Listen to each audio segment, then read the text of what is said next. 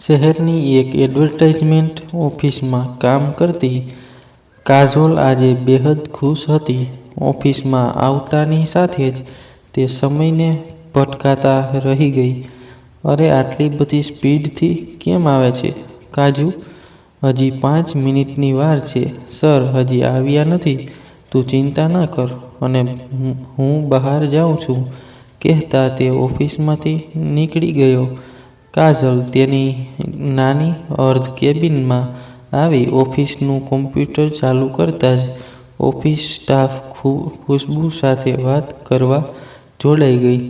કેમ કાજોલ, તું આજે ખુશમાં છે? ખુશ્બુ તેને દેખતા જ બોલી. બેસ ને બેસ, બોસ હજી નથી આવ્યા. સમય. ખુશ્બુ, કાજોલ અને અમિત એક નાની ઇન્વેસ્ટમેન્ટ કંપનીમાં કામ કરી રહ્યા હતા. તેનો બોસ પાર્થ એક આકર્ષક વ્યક્તિત્વવાળો અને ચપળ માણસ હતો. ડિસિપ્લિનમાં માનનાર. તેની ગાડી ઓફિસ બિલ્ડિંગમાં આવતા જ પાર્કિંગમાં બેઠેલા સિક્યુરિટી ગાર્ડ સ્ટાફને સિગ્નલ આપી દેતો હતો. હું જ્યારે આવું ત્યારે મારો સ્ટાફ કામમાં જ મગ્ન રહે છે. નવાઈ તો લાગે છે. એક વખત સમય જોડે તેની બાજુમાં જ બેઠેલી કાજોલ પકડાઈ ગઈ હતી. શું ચાલે છે કાજોલ? અચાનક આવેલ પાર્થનો સત્તાવાહી અવાજ સાંભળતા જ કાજોલ ઊભી થઈ ગઈ. સર, સોરી, મારે થોડું સમયનું કામ હતું. ત્યારે તો તેઓ બચી ગયા. ફરીથી પકડાઈ ન જવાય તે માટે તેઓ સિક્યુરિટી ગાર્ડને લલચાવીને તેમનો બોસ આવે ત્યારે મિસકોલ મારીને સિગ્નલ આપી દેવાનું કાર્ય ચારે જણાએ ભેગા મળીને કર્યું હતું. હાથમાં રહેલી પેપર બેગને જોતા ખુશ્બુ બોલી ઉઠી. શું લઈને આવી છે કાજોલ? શું છે તારી પાસે પેપર બેગમાં? ખુશ્બુએ પેપર બેગમાંથી 5 થી 6 કંકોત્રી બહાર કાઢી. ઓહ, લગ્નની કંકોત્રી? કોના લગ્ન છે? કંકોત્રી આપવા જવાનું છે? વાહ, તું અને સમય જશો બાઇક ઉપર? તું યાર બહાનું પણ જોરદાર કાઢે છે સમયને સાથે લઈ જવા માટે. બસ કર ખુશ્બુ, તું મને અત્યારે સવારમાં અને એક કંકોત્રી ખુશ્બુને આપતા બોલી. ઓહો, ધવલ કોલેજ કાજોલ વિથ ધવલ. અરે કાજોલ, તારા લગ્ન છે? આમ એકાએક આશ્ચર્યથી આંખો પહોળી કરી ખુશ્બુ કાજોલની સામું જોઈ રહી. અરે, આ શું કાજોલ? ધવલ કોણ છે? કાજોલની બાજુમાં ખુશ્બુ બેસતા બોલી. આ ધવલ જોડે તારા લગ્ન કેમ? રડમસ અવાજે કાજોલ બોલી. શું કરું? હું શું કરું? હું સમયને પ્રેમ કરું છું. મેં મારા માતા પિતાને કેટલું સમજાવ્યા. અરે, તું તો કહેતી હતી ને મારા મમ્મી પપ્પા સમયના ઘરે મળવા ગયા હતા. તેમને તો ખબર જ હતી કે તું સમયને પસંદ કરે છે. હા યાર, હા. 1 માસ પહેલાં જ મારા મમ્મી પપ્પા તેમના ઘરે ગયા હતા. બસ પાછા આવતા તેમને કહી દીધું તેમને ઘર પસંદ નથી. ઘર પસંદ નથી કે વર? તારા ડેડી પણ? હા, એટલે તું સમય જોડે ઓછું બોલે છે. હવે મને ખબર પડી ગઈ. એટલે જ તે ઓફિસમાં અઠવાડિયાની રજા પણ લઈ લીધી હતી ને? હા યાર, શું કરું? સમયને પણ ગંધ આવી ગઈ હતી કે મારા ઘરેથી ના છે અને એટલે જ દુઃખી રહેતો હતો. આંખોના આંસુ લૂછતા કાજલ થોડી વિહવળ બની ગઈ. ખૂબસૂરત ચહેરા ઉપર નિરાશા ડોકાઈ રહી હતી. ખુશ્બુ આંખો પહોળી કરી તેનો મોં ઉપર હાથ રાખી. યાર, બહુ ખોટું કહેવાય. તારા ડેડીને સમય પસંદ નથી એ વાત ખોટી છે. મને એ સમજાતું નથી. મારા ડેડી જીદ કરીને ધવલ જોડે મારું ગોઠવી દીધું અને મારા લગ્ન પણ નક્કી કરી નાખ્યા. એના પિતાના શબ્દો તેને યાદ આવ્યા. બેટા, તું ગમે તે કહે, મને તે કુટુંબમાં તને નાખવી પસંદ નથી. તું સમયને ભલે પ્રેમ કરતી હોય, તું એને ભૂલી જા. એ છોકરો કંઈ એટલું બધું કમાઈને તને આપે તેમ લાગતું નથી. તેના ઘરની હાલત જોઈ છે. કહેવા પૂરતું ઘર છે. એવા ઘરમાં હું તને કેમ મોકલું? બેટા, પણ પપ્પા આપણે પણ ભાડાના ઘરમાં જ રહીએ છીએ ને. તેમની પાસે તો પોતાનું ઘર છે અને તેઓ હમણાં નવા રહેવા આવ્યા છે. ઘરમાં રાચરચીલું કે ફર્નિચર ન પણ હોય, જે હોય તે મને ધવલ છોકરો ગમે છે. 2 માળનું ટેનામેન્ટ છે અને તેમને 2 દીકરા છે, ધવલ અને ધાર્મિક, અને મિલકત પણ 4 પેઢી ખાય તેટલી છે. તે તને સુખી કરશે. મારે બીજું શું જોઈએ? બસ પપ્પા, બસ. અત્યારે તો તમે મારું દિલ તોડીને મને સુખી કરવા નીકળ્યા છો. કાંઈ વાંધો નહીં. હું તો બસ ઉપરવાળાની મરજી માનું છું. મને ધવલ જોડે લગ્ન કરાવવા માંગતા હોય તો ઠીક છે. ક્યાં ખોવાઈ ગઈ? કાજોલ, એક કામ કર, સમય હમણાં આવી જશે. તેને દુઃખ ન થાય તે રીતે તેની સાથે બેસીને હું તારા લગ્નની કંકોત્રી આપું. બીજું તો શું? ખુશ્બુ નિરાશ થઈને બોલી. કેવો અજબનો પ્રેમ હતો તમારો. દૂરથી તે તારા શરીરનું તાપમાન જાણતો હતો અને મનની ભાષા પણ વાંચી જાણતો હતો. બસ હવે મને બહુ યાદ ન કરાવ પ્લીઝ. હું ભૂલી જવા માંગુ છું. સમયને ખબર પડી ગઈ હતી કે મારા માતા પિતાની ના છે. તેણે કહ્યું હતું કે હવે હું લગ્ન કરવાનો નથી. મેં તેને ખૂબ સમજાવ્યો, પણ વ્યર્થ. છેવટે મેં કસમ આપી ત્યારે એ બોલ્યો, તો તું જ લગ્ન કરી લે, હું લગ્ન કરવાનો નથી. મને યાદ છે આપણે કસમ લીધી હતી. હું કસમ તોડવાનો નથી. ઓકે, તમારે આટલી વાતો થઈ હતી. સમયને ખ્યાલ જ હશે જ. તો તું એને શાંતિથી કંકોત્રી આપી દે. તેને કોઈ ઝટકો લાગશે નહીં. હા, હવે મને શાંતિ થઈ. ખુશ્બુ બોલી ઉઠી. સાંજના 5 વાગ્યા હતા. સમય હજી પણ આવ્યો ન હતો. કાજોલે કંકોત્રી તેના ટેબલ પર મૂકી અને એક મોટી ચિઠ્ઠી લખીને કવરમાં મૂકી. એને તે ઓફિસમાંથી ફટાફટ નીકળી ગઈ. સમય બાઇકની ચાવી હાથમાં લઈને ઉછાળતો ઓફિસમાં દાખલ થયો. અને કેબિનમાં આવતા જ બોલ્યો, હાય કાજુ, તારીખ નક્કી થઈ ગઈ ને? પરંતુ કાજોલને કેબિનમાં ન દેખતા ખુશ્બુની કેબિન તરફ જતા જ બોલ્યો, કાજોલ ક્યાં? બોસ ના હોય એટલે જતા રહેવાનું. તેની તબિયત ઠીક ન હતી એટલે તે વહેલી નીકળી ગઈ. પોતાની કેબિનમાં જતા સમયે કંકોત્રી અને ચિઠ્ઠી જોતા ચિઠ્ઠી ઉપાડી વાંચવા લાગ્યો. લવ યુ સમય. પ્લીઝ મને ભૂલી જા. આપણા બંનેનો પ્રેમ કુદરતને પસંદ લાગતો નથી. જોને, કુદરત પણ મારા પિતા દ્વારા તેમની પસંદ નાપસંદને જણાવે છે. યાર, મેં તને ખૂબ જ દિલથી પ્રેમ કર્યો છે અને કરતી રહીશ. હવે હું એક બીજી વ્યક્તિ સાથે સંસાર રચવા જઈ રહી છું. દેખાવમાં અને સ્વભાવમાં તે તારાથી ચડિયાતો નથી, એ વાત હું જાણું છું. પણ પછી એ જ કુદરતની ઈચ્છાને હું માન આપું છું. તે મને વચન આપ્યું હતું કે મારા લગ્ન પછી તું લગ્ન કરવાનો છે. આપણે હવે કદાચ મળી શકીશું નહીં. હું આજથી ઓફિસ છોડીને જાઉં છું. 1 માસ પછી લગ્ન છે. મારે બરોડા મારું ઘર બનાવવું છે. મારા લગ્નમાં તારે આવવાનું છે. એ જ તારી પૂર્ણાંગીની કાજોલ. ચિઠ્ઠી પૂરી થતાં પૂરેપૂરી ચિઠ્ઠી આંખના આંસુથી પલળી ગઈ. સમયની આંખોમાં હવે તો કાજોલના અક્ષરો પણ ધૂંધળા લાગવા લાગ્યા. ધીમે ધીમે તેનો ચહેરો નજર સમક્ષ આવતા ભૂતકાળમાં ખોવાતો ગયો. 3 વર્ષ પહેલાં એક કાજોલનો ચહેરો તેના સ્મૃતિપટમાં છવાયો. તે બંનેનું મિલન એક નાના ઝઘડાથી શરૂ થયું હતું. સમયની ઓફિસમાં આજે પહેલો દિવસ હતો. ઓફિસમાં તેની એન્ટ્રી થતાં મોટું કપાળ, મારકણી આંખો, લાંબુ નાક અને સહેજ આછી મૂછોમાં સમય સુંદર લાગતો હતો. કાજોલે તેને જોતા જ કહ્યું, યાર, હેન્ડસમ લાગે છે. ખુશ્બુ, તારે મને સાથ આપવાનો છે. આપણે આને હેરાન કરીએ.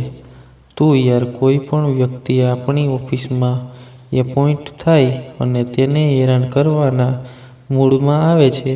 અરે આ છોકરો તો જો યાર મસ્ત છે.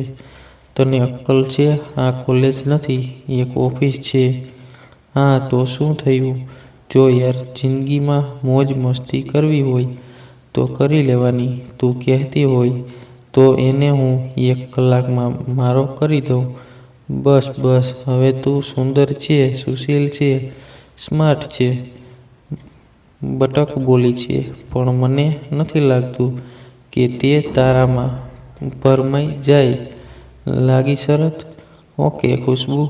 એ પણ હાથ મિલાવ્યા. સમયને દૂરથી આવતો જોઈને વાતો કરતા લાગ્યા. અને કાજોલે શરત પણ મારી. હેલો. તેમની નજીક આવતા જ સમય બોલ્યો, માય નેમ ઇઝ સમય. આજે મારી નિમણૂક થઈ છે.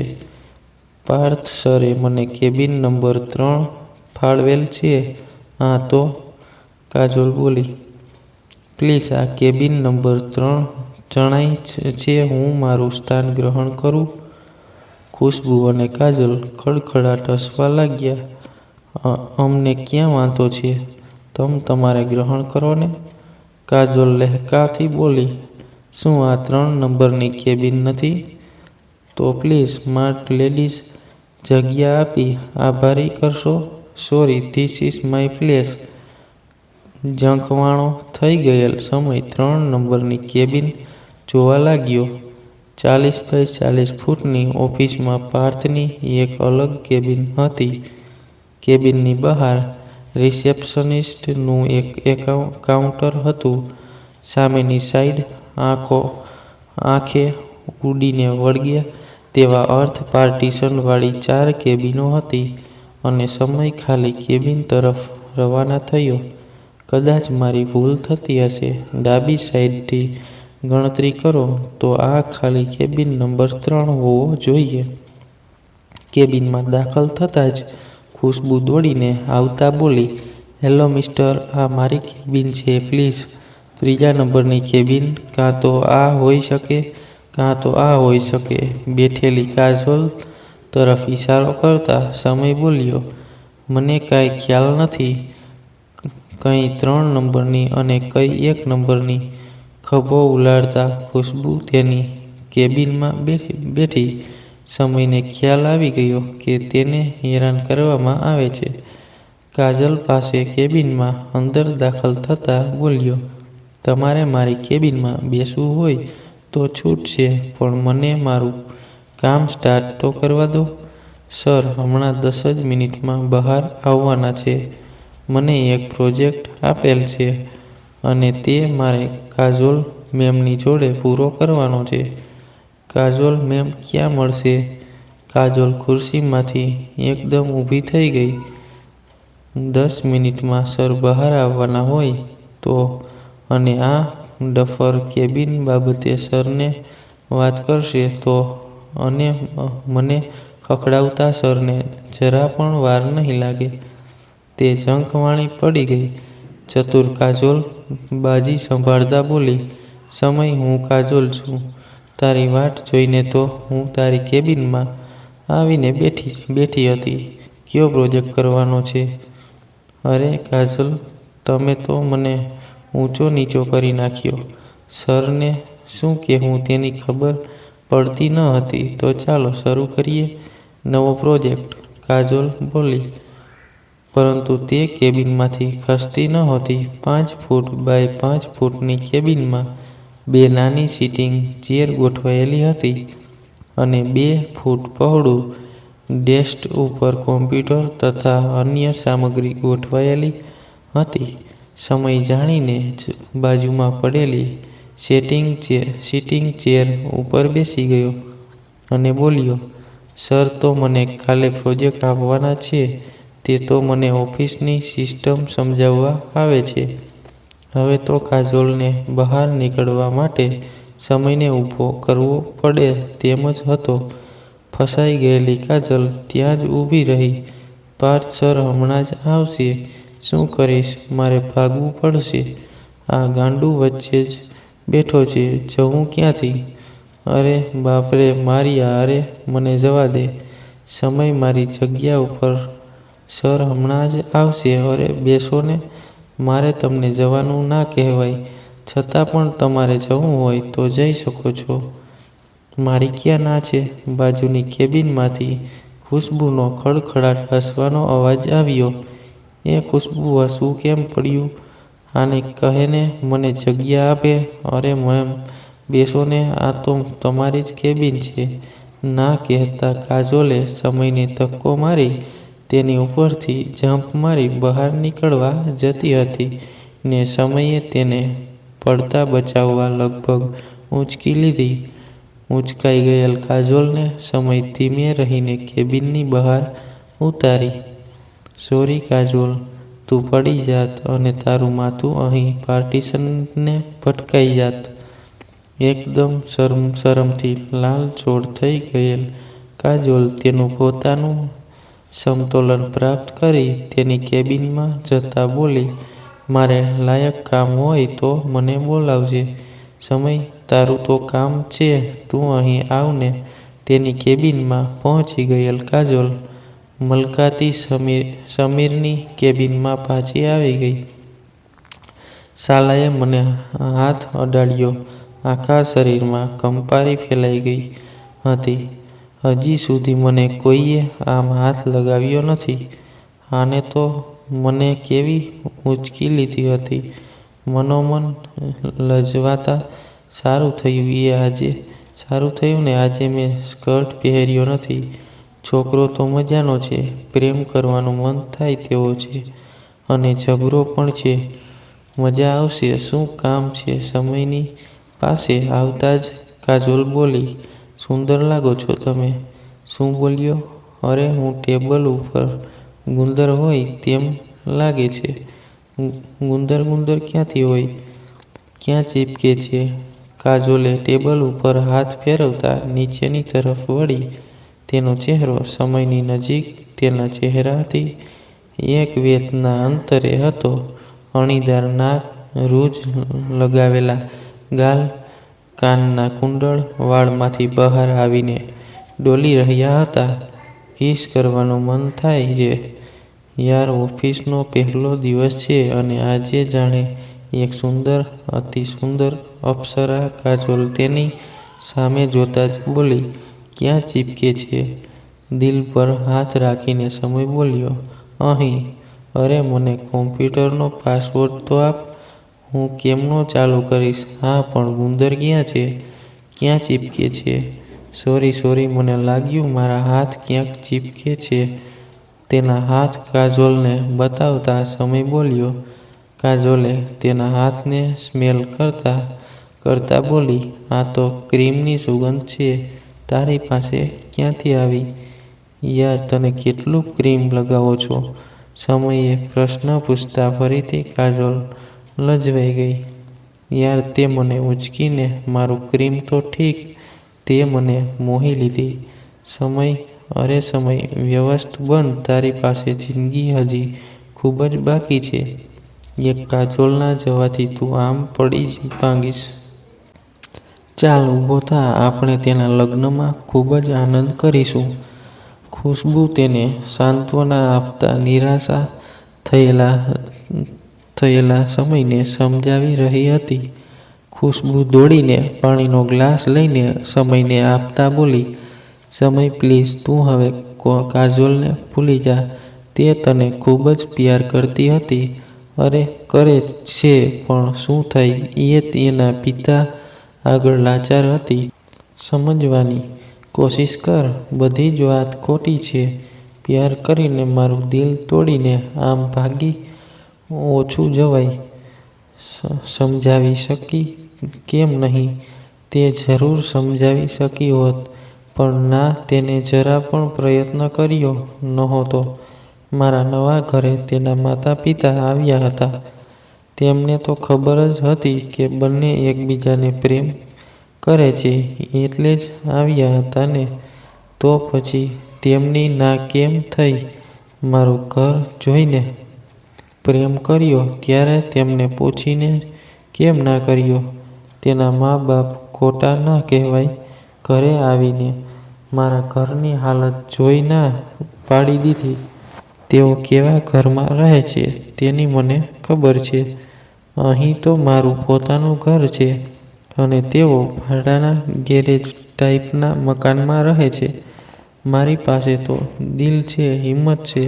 શું સમજે છે તેનો બાપ? શાંત થા સમય, શાંત થા. ખરેખર તે ખૂબ જ દુઃખી હતી. તું નહીં માને. માનીને પણ હું શું કરી શકવાનો છું?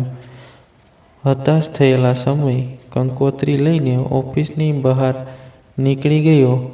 આર્કિટેક્ટ સ્વભાવે તોફાની, ચાલાક અને આકર્ષક દેખાવથી તે ઘણા બધાને મોહિત કરતો.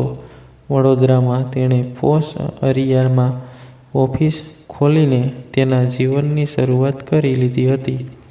કોલેજ કાળમાં તોફાની અને રોમિયો તરીકે પ્રખ્યાત અનેક યુવતીઓની થપ્પડો ખાઈ ચૂકેલો અને કેટલાકનો માનીતો થયેલ ધવલ તેની ઓફિસમાં રિસેપ્શનિસ્ટ મીનળને પણ પ્રભાવિત કરી ચૂક્યો હતો. મીનળને પણ ધવલ ખૂબ જ પસંદ હતો. ઓફિસમાં બંને એક અજબ પ્રકારનું જીવન જીવી રહ્યા હતા. ધવલના માતા પિતાને કાજોલના પિતાની વાત આવતા તેમણે તાત્કાલિક મીટિંગ ગોઠવી લીધી હતી. કાજોલને જોઈને ધવલના પાડવાના મૂડમાં હોવા છતાં હા પાડી બેઠો. આ બાજુ કાજોલને ફક્ત સમયને ગુમાવ્યાનું દુઃખ હતું. ન છૂટકે કાજોલે હા પાડી દેતા લગ્ન તો ગોઠવાઈ ગયા હતા. ધવલના લગ્નની જાણ થતાં તેની ઓફિસમાં તો ધમાચકડી થઈ ગઈ હતી. બેબાકડી બની ગયેલ મીનળ ઓફિસમાં ધવલના આવતાની સાથે જ તેની પાસે આવીને ઝઘડી પડતા બોલી, ધવલ, તું લગ્ન બીજી જોડે કેવી રીતે કરી શકે?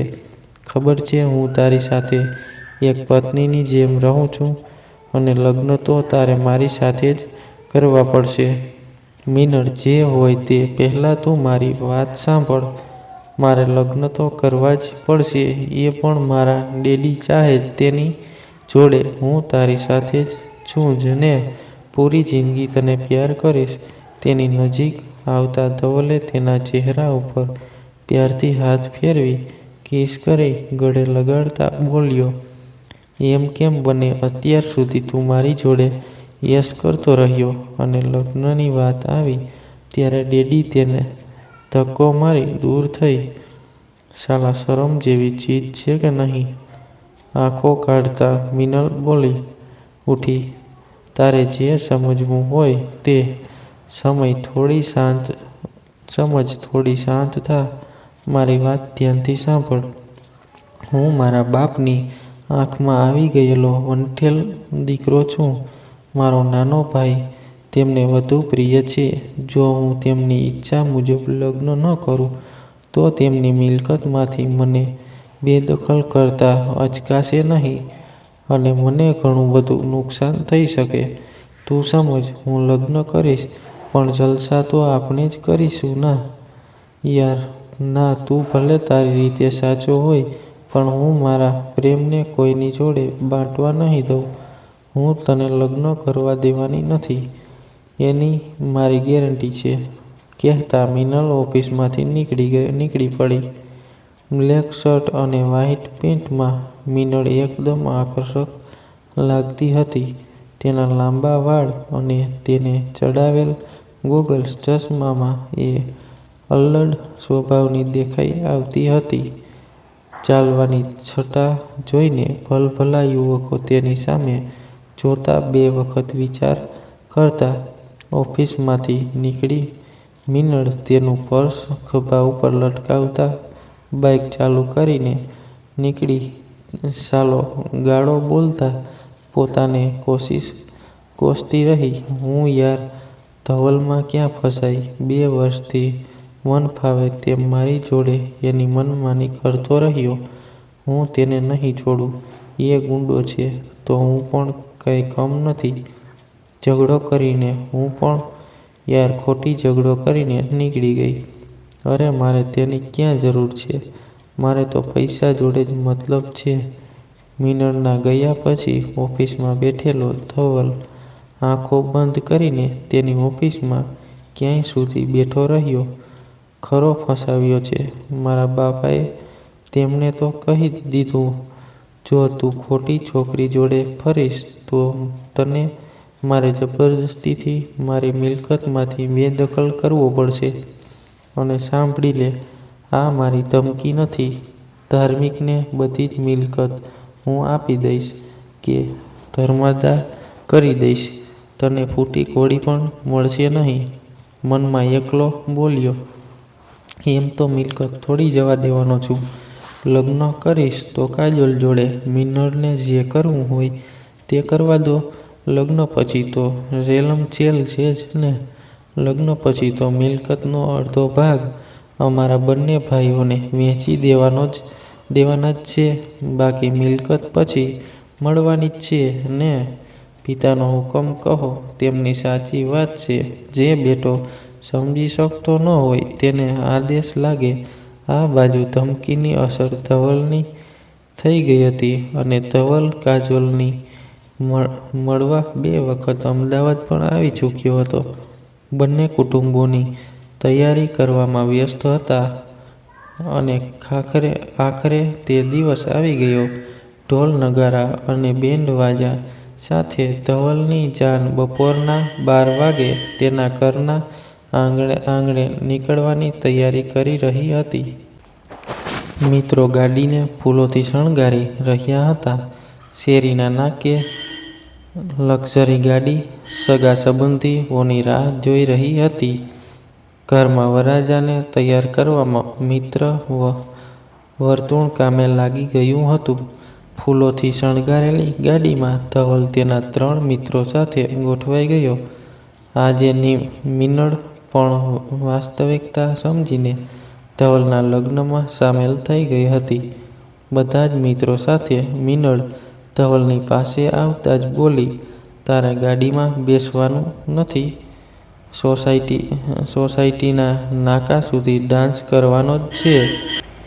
ધવલ તો તૈયાર જ હતો. 4 વાગ્યાના હસ્તમેળાપના ટાઈમમાં 1 વાગ્યે નીકળવાની સૂચના તેના પિતા ગજેન્દ્રભાઈએ કરી દીધી હતી. આગળ મિનળ તથા ધવલ તથા તેના મિત્રો અને બીજા સ્નેહીજનો ડાન્સ કરતા સોસાયટીના નાકા સુધી આગળ વધી રહ્યા હતા. એ જ પેલું રસપ્રદ ગાયન આજ મેરે યાર કી શાદીએ સોસાયટીમાં ગુંજી રહ્યું હતું. અને પાછળ ધવલની ગાડી તથા બીજી 3 ગાડી સોસાયટીના નાકે રેડી પોઝિશનમાં હતી. સોસાયટીના નાકે જાનૈયા આનંદમાં નાચી રહ્યા હતા.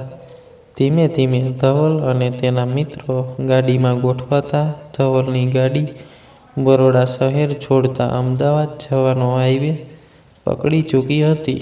ગજેન્દ્રભાઈએ એક્સપ્રેસ હાઈવે પસંદ ન કરતા હાઈવે 8 પસંદ કર્યો હતો. અરે યાર ધવલ, તારા ડેડી એક્સપ્રેસ હાઈવે કેમ પસંદ ના કર્યો? ગાડીમાં બેઠેલ તેનો ભાઈ ધાર્મિક બોલ્યો, તને ખબર તો છે રાજના એક્સપ્રેસ હાઈવે ઉપર વચ્ચે કોઈ હોટેલ જલ્દી મળશે નહીં.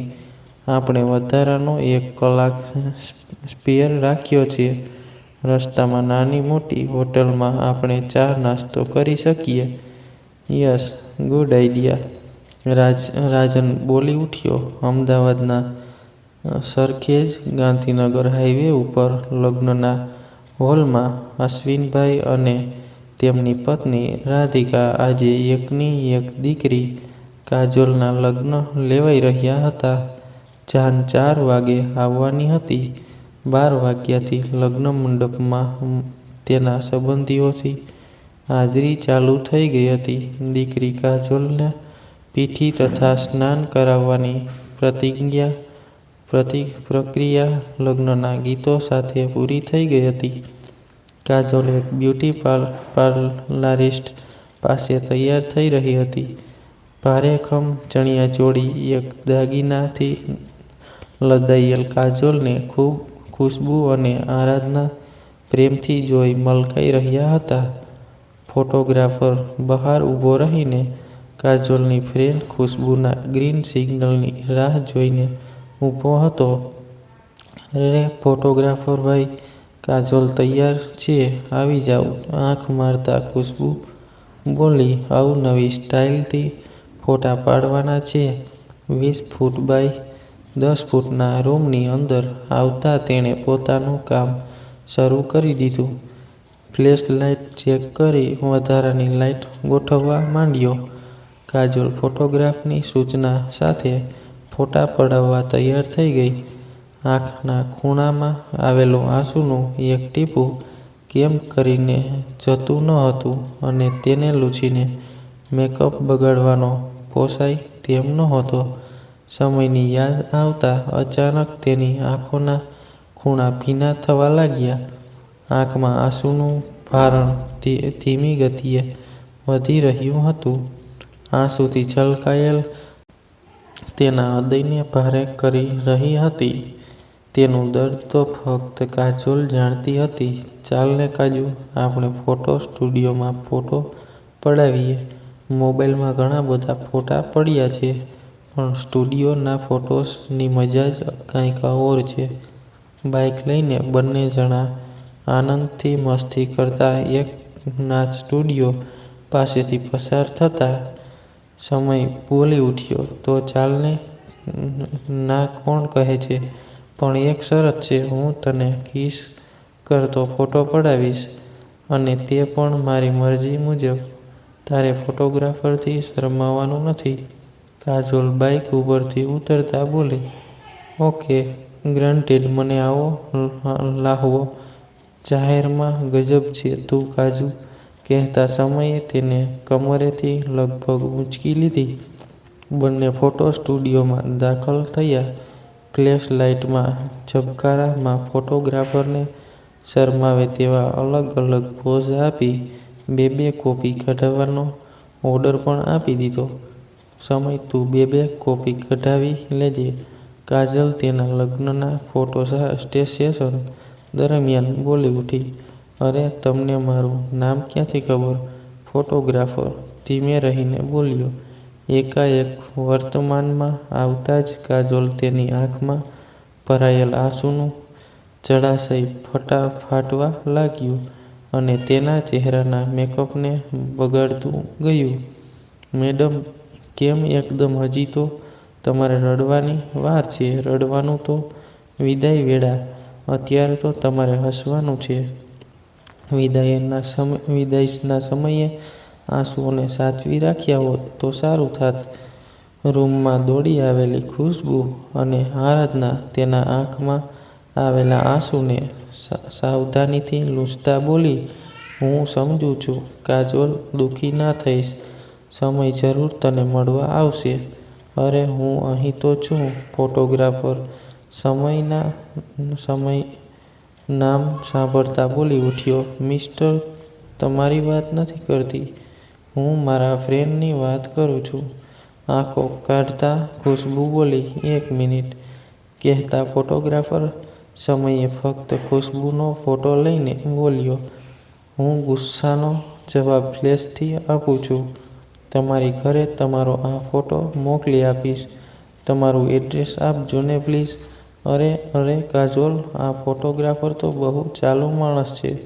કાજલની માતા રૂમમાં દાખલ થતા, "બેટા, બધી તૈયારી થઈ ગઈ છે ને? ખુશ્બુ અને આરાધના, તમારે બંનેએ કાજલની બાજુમાં જ રહેવાનું છે, ખસવાનું નથી. તમને કોઈ પણ જાતની મદદની જરૂર હોય તો બીજી 2 મિત્રો પણ મોકલી દઉં છું." "સોરી કાજોલ બેટા." માથા પર પ્યારથી હાથ ફેરવતા મનોમન માનું હૃદય બોલી ઉઠ્યું. કાજોલના પિતા અશ્વિનભાઈ દોડતા કાજોલના રૂમમાં આવતા તેમની પત્ની રાધિકાને નજીક બોલાવીને કહ્યું, "હજી સુધી જાન આવી નથી. 2 વાગી ગયા છે.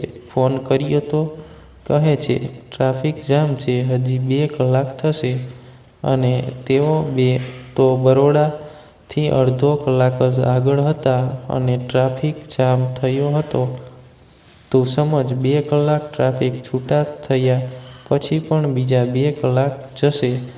હું સતત તેના પિતા જોડે વાર્તાલાપ કરી રહ્યો છું. 4 કલાક તો બહુ જ કહેવાય. અસ્તમેળાપનો ટાઈમ નીકળી જશે કે શું? બીજો કોઈ રસ્તો નથી. આગળ જતા હાઈવે ઉપર મોટો એક્સિડન્ટ થઈ ગયો છે. ઓઇલ ટેન્કર ઊંધું પડેલ છે. સામેની સાઈડ પણ ખચોખચ ભરેલી છે.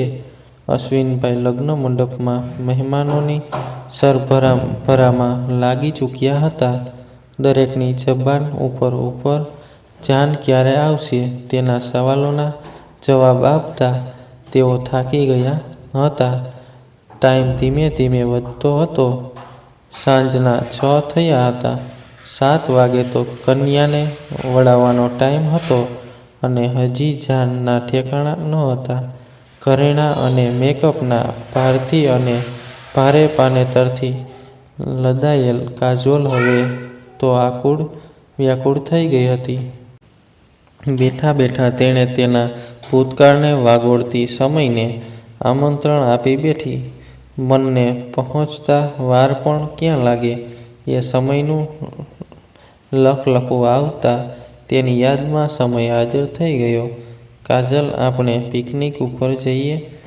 ઓફિસમાં સમય તેની પાસે એના કાન પાસે આવીને ધીમે રહીને બોલ્યો. સમય, તને જરા પણ શરમ છે કે નહીં? અહીં ઓફિસમાં અમિત અને ખુશ્બુની તો શરમ કર. અરે આ આપણા ફ્રેન્ડ છે. તે આપણને સાથ નહીં આપે તો કોણ આપશે? ચાલ ઊભી થા, આપણે પિકનિક ઉપર જઈએ. આજે પાર્થ સર સુરત ગયા છે. આપણે દૂર બાઇક ઉપર જલસા કરીએ. ચાલને યાર મારા સંગ. જાવ અમે સંભાળી લઈશું.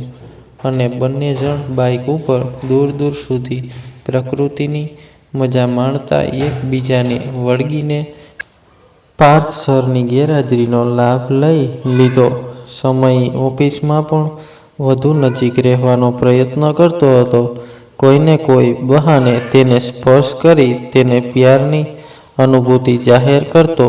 સમયનો સ્પર્શ થતાં કાજલ પણ લજામણીના છોડની માફક લજાઈ જતી.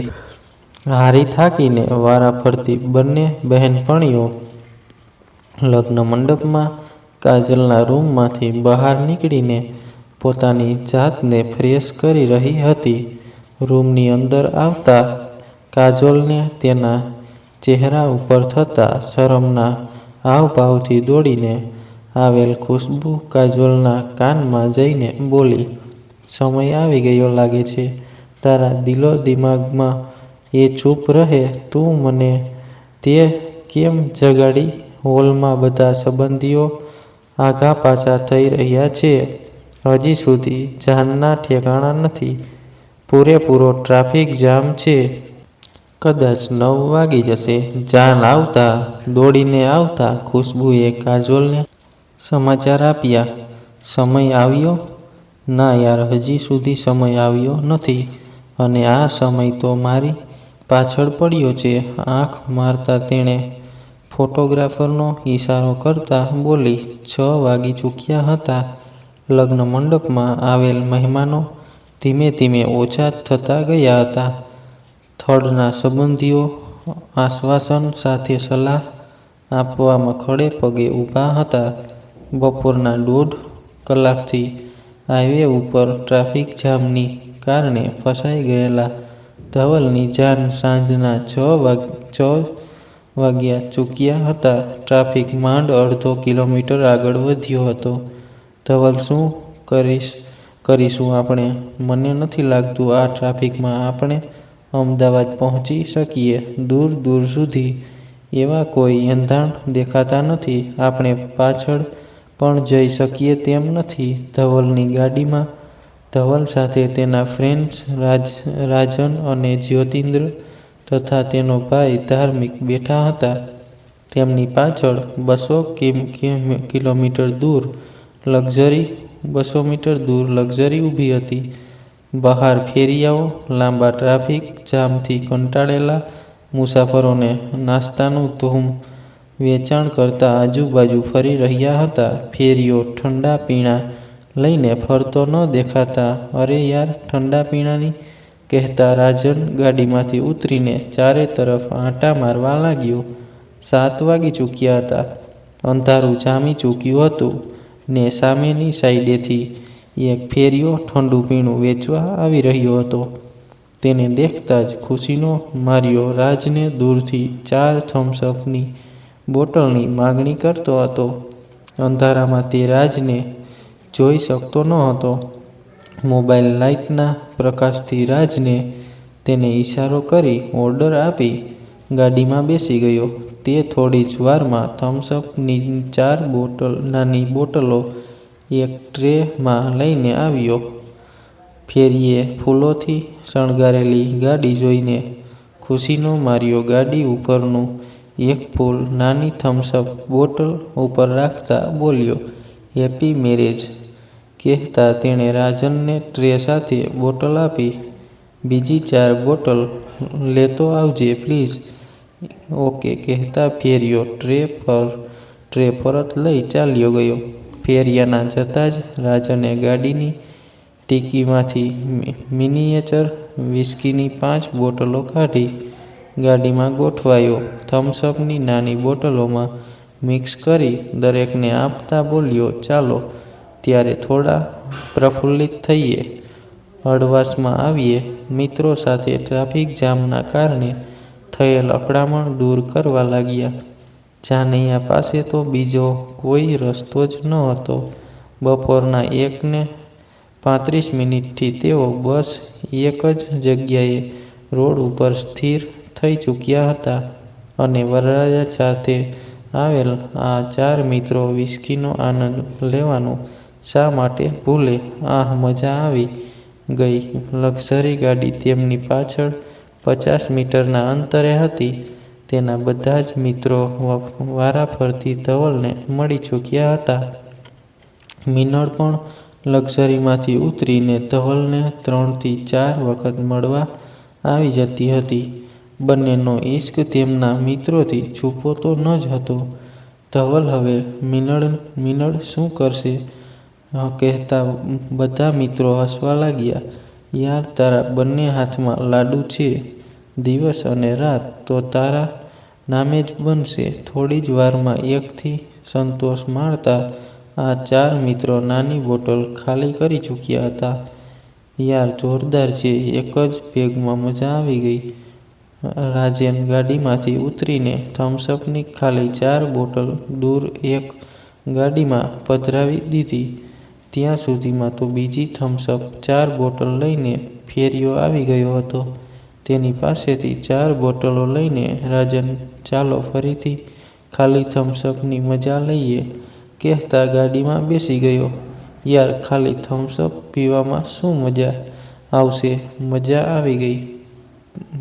જ્યોતિન્દ્ર પીવાની ના પાડતો હોવા છતાં પીધા પછી બોલી ગયો, "યાર ધવલ, તારી પેલી મિનળના દર્શન તો કરાવ. તેને બોલાવને શું મસ્ત લાગે છે. બસ હવે ચૂપ થઈ જાઓ."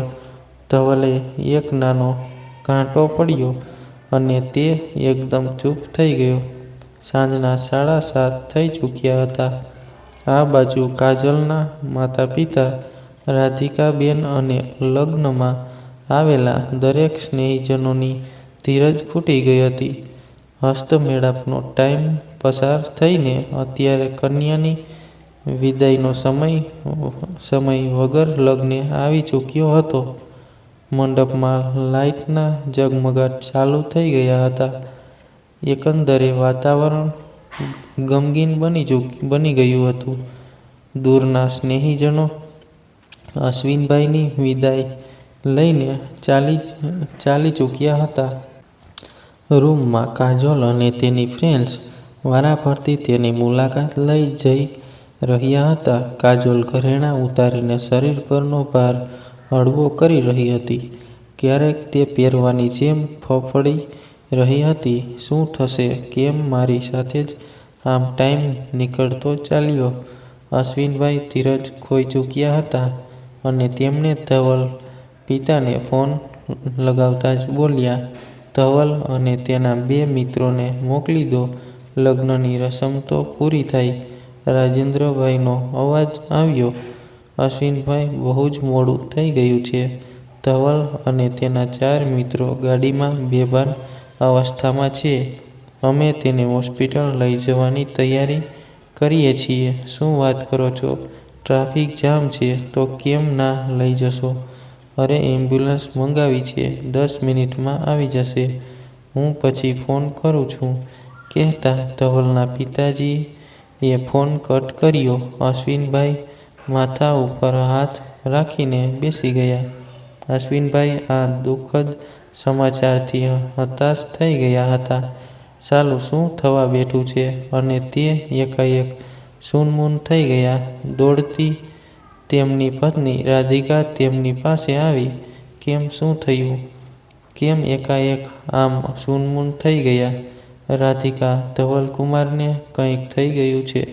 સાથે તેના મિત્રોને પણ કદાચ ફૂડ પોઈઝન થયું હોય. ગજેન્દ્રભાઈએ એર એમ્બ્યુલન્સ મંગાવી છે. આપણે આ પ્રસંગ વાઇન્ડ કરવો પડશે. લગભગ ચીસ પડતી રાધિકા ખુશીમાં બેસી ગઈ. અંધારા તેની આંખોને ઘેરી વળ્યા. જોતા જોતમાં આ આખી વાત લગ્ન મંડપમાં ફેલાઈ ગઈ. દોડતા આવીને સ્નેહીજનો સાંત્વના આપવા લાગ્યા. બચી ગઈ કાજોલ. પછી કંઈક થયું હોત તો? ભગવાન પણ ખરો છે, સારા માણસને જ તકલીફ શું થશે? કાજોલનું દરેક જણ પોતાની રીત સવાલ સાથે જવાબ પણ મેળવી રહ્યા હતા. દરેક સ્નેહીજનો મને કમને જમીને દુઃખદ ચહેરા સાથે અશ્વિન તથા રાધિકાબેનની રજા લઈને હોલ ખાલી કરવા લાગ્યા. કાજોલ પણ બસ સૂનમૂન બેસી રહી હતી. ખુશ્બુ કાજલને સાંત્વના આપી રહી હતી. ઘરે જવાની તૈયારી કર. અત્યારે તો ધવલ અને તેના 4 મિત્રોને હોસ્પિટલમાં લઈ ગયા છે. ધવલની હાલત ક્રિટિકલ છે. મોટેથી ચીસ પાડતા કાજોલ બોલી, હે ભગવાન, મેં શું બગાડ્યું છે? અને ધ્રુસકે રડી પડી. શાંત થા, સ્વાતિ બોલી. તું હિંમત રાખ. દુનિયામાં આવા ઘણા બધા પ્રસંગો બનતા હોય છે. મારી રીતે જોઈએ તો સાચી વાત કહું, તું નસીબદાર છે, તું બચી ગઈ. લગ્ન પછી કંઈક થયું હોત તો? તારા માટે હજી દ્વાર બંધ થયા નથી. હા, ધવલને થયું છે તો દુઃખદ તો થાય. તું જ કહે. ફોટોગ્રાફર રઘવાયો થઈને જવાની આજ્ઞા મળતા કાજોલના રૂમમાં આવ્યો. પ્લીઝ કાજોલ મેમ, તમે ધીરજ રાખજો. સાચી વાત કહીને મેં. તેણે ખુશ્બુની સામે જોઈ પ્રશ્ન કર્યો. વારંવાર ખુશ્બુની આગળ પાછળ ફરતો ફોટોગ્રાફર ખુશ્બુના ધ્યાનમાં આવી જ ગયો હતો. યાર, ખરો છે આ સમય શબ્દ સાંભળીને કાજોલે ખુશ્બુનો પકડી રાખેલ હાથ દબાવીને બોલી, સમય ના આવ્યો ને? તેને જોયો જ નથી. હતાશ થયેલ કાજલ સમયના વિચારોથી દુઃખની માત્રા ઘટાડતા ચિહ્નો તેના ચહેરા ઉપર દેખાઈ આવ્યા. લીલા તોરણે કાજલનું આખું કુટુંબ તેમના ઘરે પહોંચી ગયું. અશ્વિનભાઈને હજી પણ તેમના મનમાં ઉદ્રેક સતાવતો હતો. તે તેમની પત્ની રાધિકા સાથે વાત પણ કરી શકતા ન હતા. તેમને ડર હતો તે હમણાં જ કહેશે. સમય શું ખોટો હતો? તેની જોડે લગ્ન કરાવ્યા હોત તો? અરે, મને ક્યાં ખબર હતી ધવલ જોડે આવું થવાનું હશે. સમય સાથે લગ્ન કર્યા હોત તો પણ આ તો નસીબના ખેલ છે. ભાગ્યમાં આ જ લખાયું હશે. પૂરી રાત અશ્વિન અને રાધિકાએ પડખા ઘસીને કાઢી. કાજોલ તો નક્કી જ કરી લીધું હતું કે હવે કે લગ્ન કરશે જ નહીં. અશ્વિનભાઈના મોબાઈલના ફોનની રિંગ સવારના પહોરમાં 5 વાગે રણકી. માંડ આવેલી નિંદ્રાને બ્રેક કરતા અશ્વિનભાઈએ મોબાઈલને માં ટાઈમ જોતા બોલ્યા, અત્યારે સવારના 6 વાગે ગજેન્દ્રભાઈનો ફોન.